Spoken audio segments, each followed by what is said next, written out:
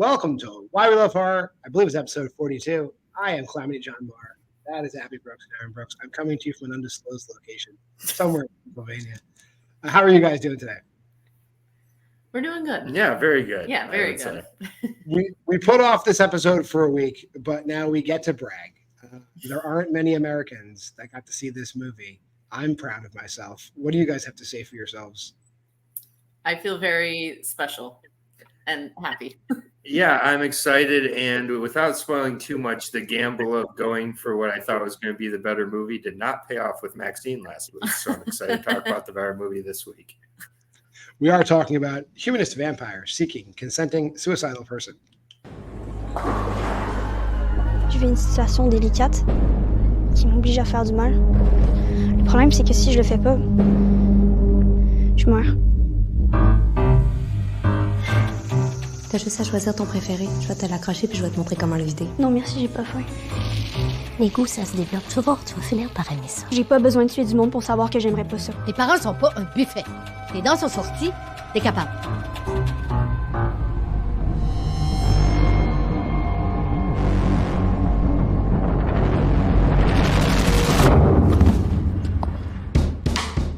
Est-ce que je te ferai enlever mon chandail? Non. Qu'est-ce qui se passe quand vous allez au soleil? On dessèche.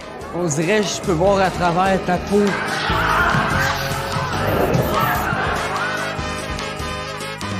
Je crois en toi, t'es capable.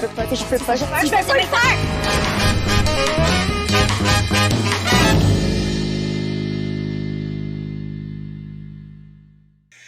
Yeah, I mean, this movie last year when Horrorville was putting out their top 50 of the year, up until Godzilla -1 came out, like this had a chokehold on the number one movie of the year. Every festival it went to, this movie slayed, literally.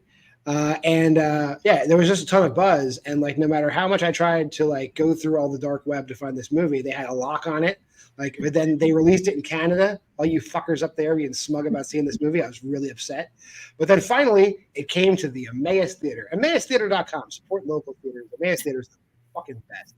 And I was extremely happy to see this movie. What were your guys' experiences before seeing the movie with dealing with the hype? Yeah, very similar to you. I first heard of it through the Horrorville list. I saw that when I saw it, I think it was number 2 behind Godzilla -1. I was like, what is this movie that I've never heard of? And I read the description. It looked really interesting. I looked at Letterboxd. Everybody was Canadian who saw it. I was like, oh, like when are we going to be able to see this wonderful movie that everybody loves so much? And I thought it was very interesting because I think they recently posted a list now of all of the different cities that it was going to be available in the United States. And it's like New York City, like Los Angeles, and then Emmaus, Pennsylvania. I thought that was pretty hilarious. But yeah, I was really hyped. Like I tried looking to the best of my ability to find it. No luck either. So I was really excited for this one to finally become available. Yeah, and I didn't really know much about this movie, to be honest with you, until I heard about it a few months ago. And every time I heard the title, I'm really bad with titles.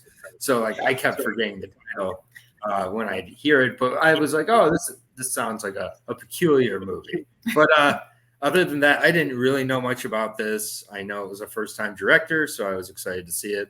And I would definitely feel that it lived up to the hype to an extent, for sure. And like I said before, it's better than Maxine, which no one else is going to compare those two movies besides me. Not really a spoiler, but like it's not a spoiler. Like my favorite horror movie that if some people ask me is Let the Right One In. I'm also a huge fan of A Girl Walks Home Alone at Night. And this movie basically pays homage to both those movies at one point in time. And it doesn't feel stupid or like insulting. Right? It does. It probably pays homage to a couple of their movies as well. But the way Ariana Louise does it, it doesn't feel amateurish. It doesn't feel hokey. Like it's done like with such respect and so well, so that if you're a fan of any of those movies I mentioned, you're doing yourself a disservice not seeking this movie out because you will really enjoy this movie. And my last unnecessary Maxine to humanistic vampire seeking consenting suicidal person comparison. With the kind of homages and like very blatant and direct homages in this movie compared to Maxine.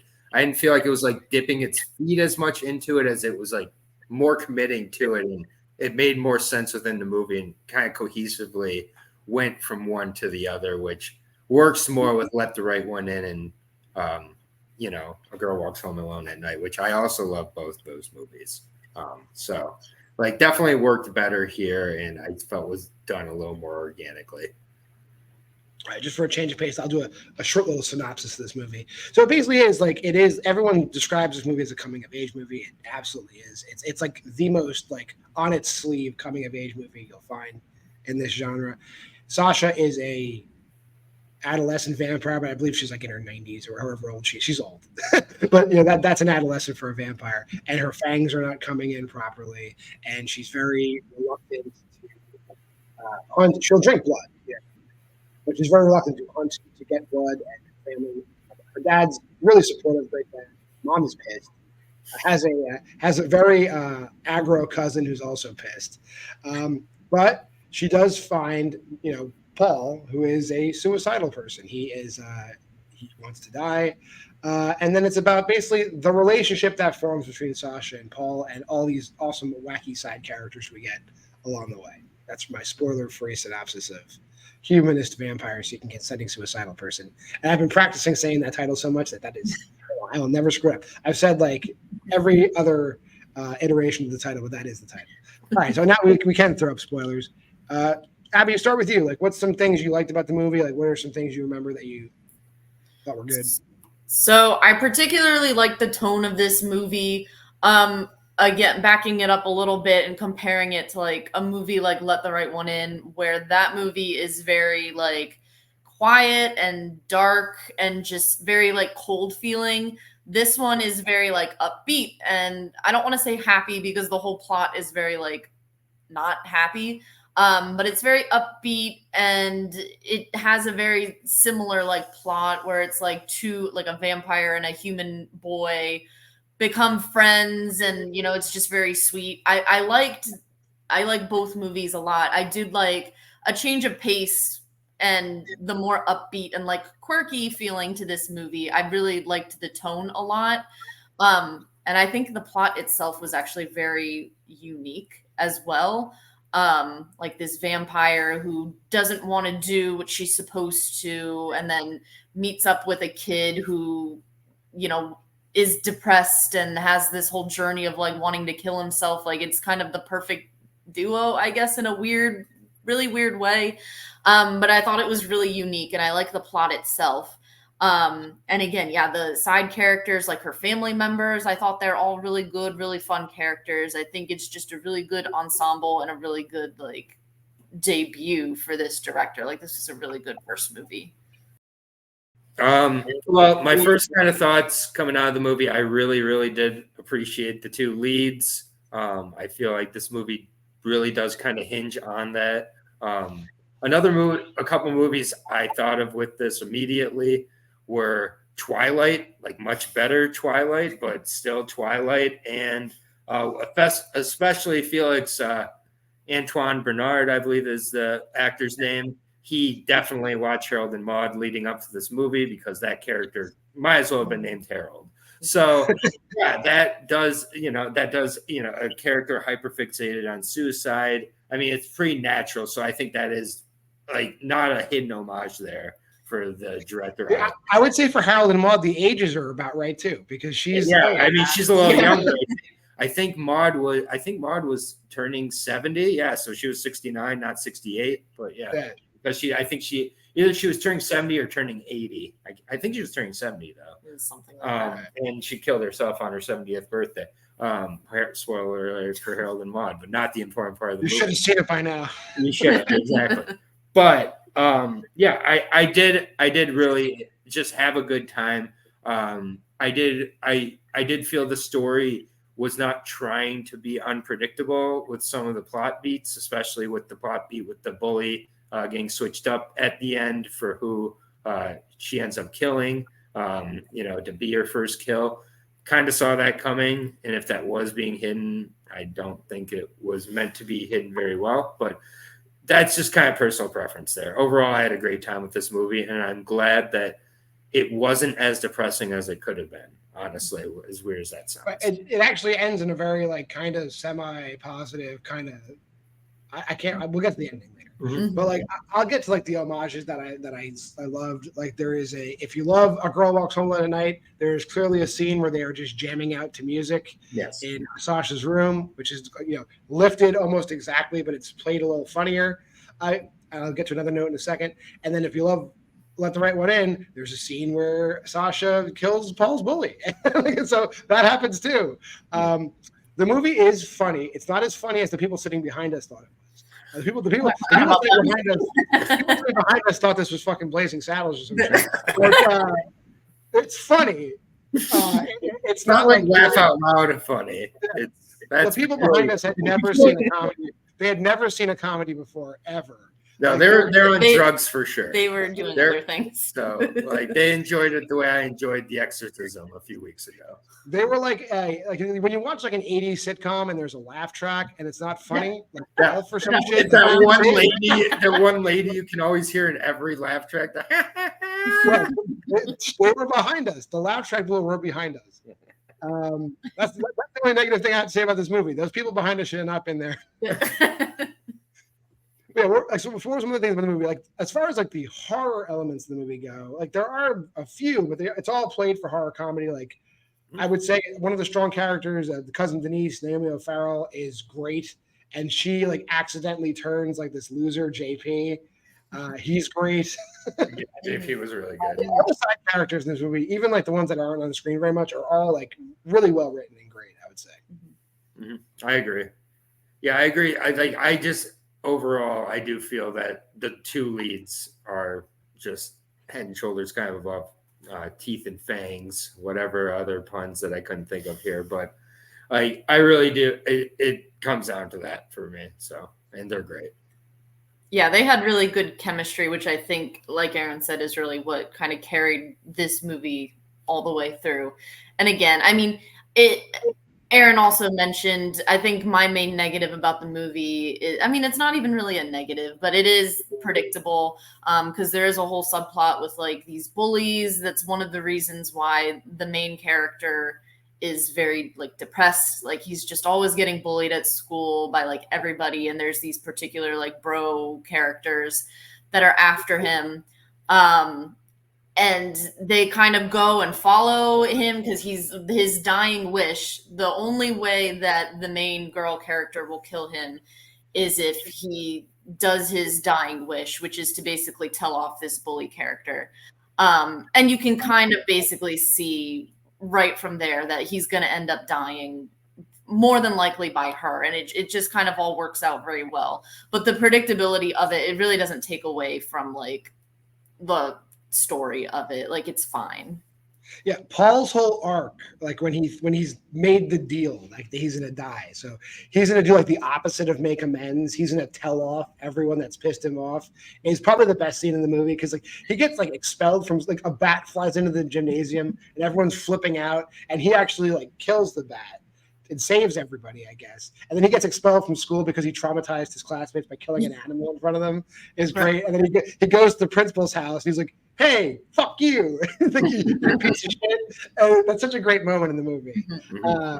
So that whole it's not even like it's like a semi montage of him like not even getting back, just like standing up to all these people. So he has like huge growth in that scene. Mm-hmm. Any other scenes we're leaving out before I jump to the finale?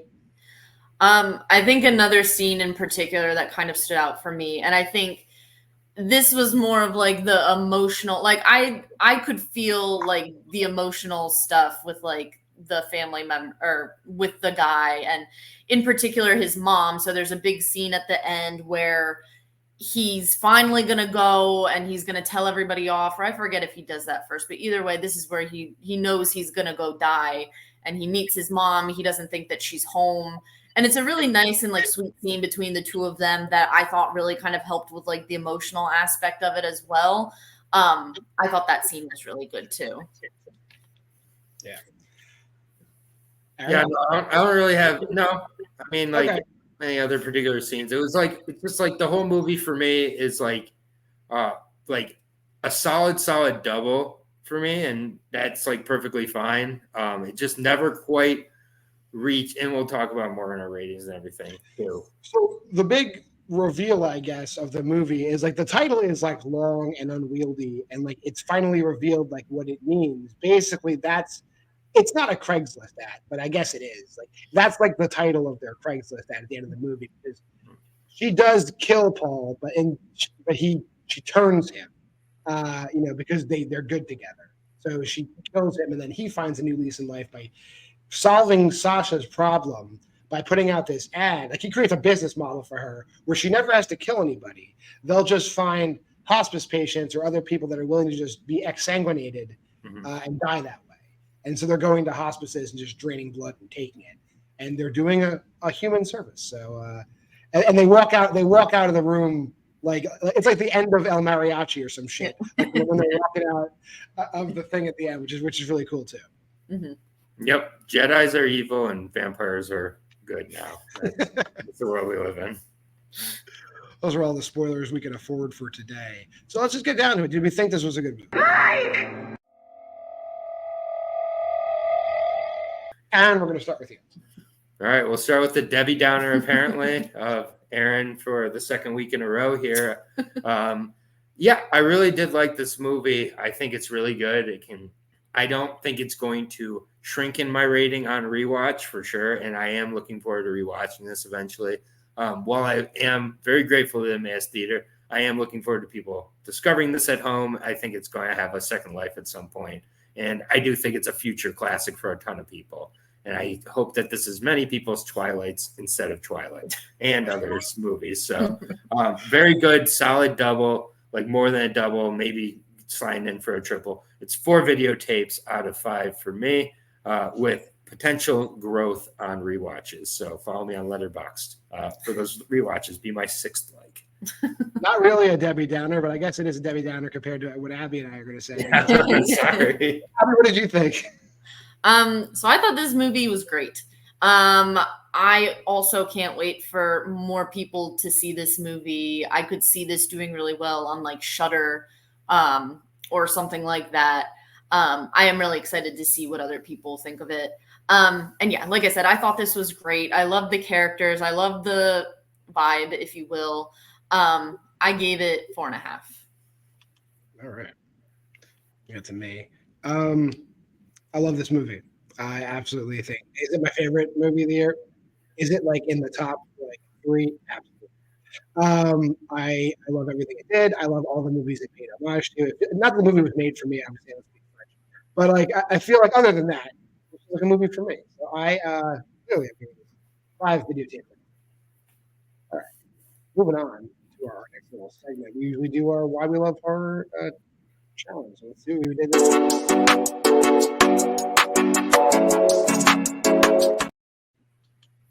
If you want to play along, no judgment.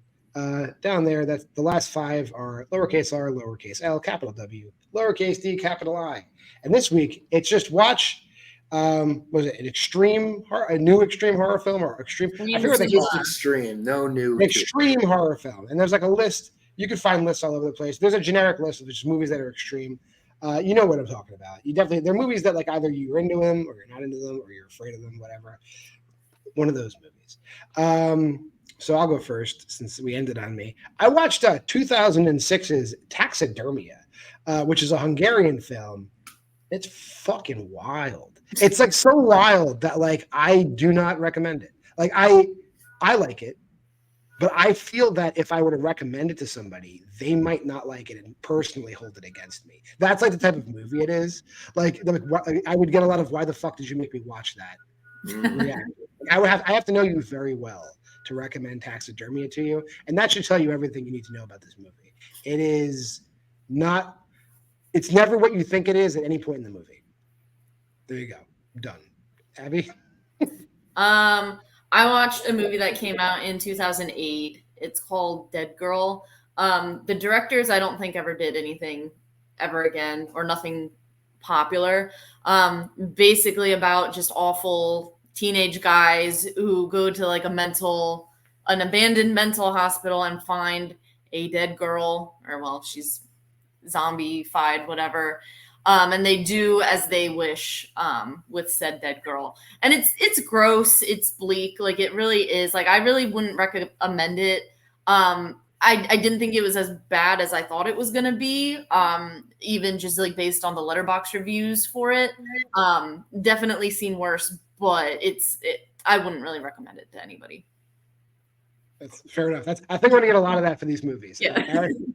Yeah, I actually really liked my movie.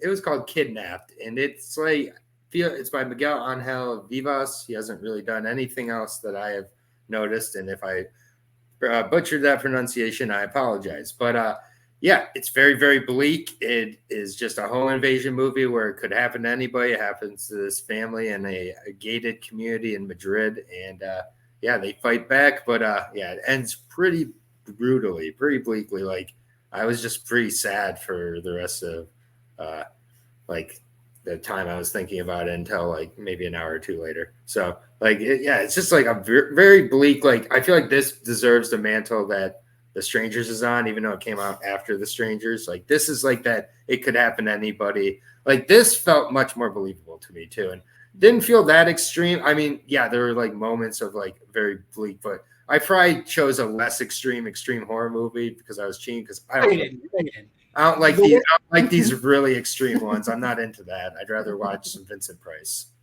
Yeah, we're Kidnapped or Sequestrados is not like gory, or it is just brutal. It's like when people talk about The Strangers, this is what you envision in your head. And then you get The Strangers. It's got that Eden Lake energy. If you like Eden Lake, I recommend this movie. They're a great double feature. Invite all your friends. The child who kills themselves. All right. Well, that'll do it for this week on Why We Love Horror. Made this far in the video, like it, comment on it, subscribe to the channel, share it, do the whole deal. Go to the Facebook group Why We Love Horror. You can find me on TikTok, WWL Horror. We do crossover stuff all over the place.